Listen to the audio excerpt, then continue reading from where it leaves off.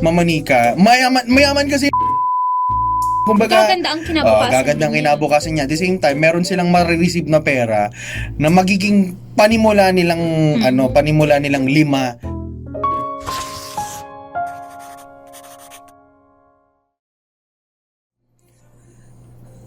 Nakatulog na ba yung mga bata? Katatapos lang. Pero, Raul, yung bunso natin parang ayaw bumitaw sa pagkakahawak sa damit ko eh.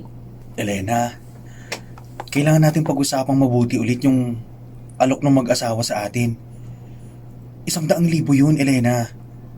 Tsaka malaking tulong na yun para makabayad tayo sa mga utang natin, sa mga nakakain natin. Yung maayos na yung maging buhay ng 3 anak pa natin. Pero anak natin ang pinag-uusapan dito, Raul. Hindi ito gamit na pwedeng ipagpalit sa pera para lang gumaan ang buhay natin. Hindi ko naman sinasabi na hindi ko siya mahal. Pero tingnan mo yung paligid natin. Wala na tayong gamit. Wala na tayong maisaing na bigas. Yung mga bata hindi na nakakapasok sa eskwela dahil sa gutom. Isipin mo yung mga kinabukasan nila, Elena. Eh paano naman ang kinabukasan ng sanggol natin? Paano kung hanapin niya tayo sa paglaki niya? Paano ko sasabihin sa kanya na pinamigay ko siya kapalit ng pera? Mapupunta siya sa mayamang pamilya, Elena. Mabibigay nila ang lahat ng hindi natin kayang ibigay sa kanya.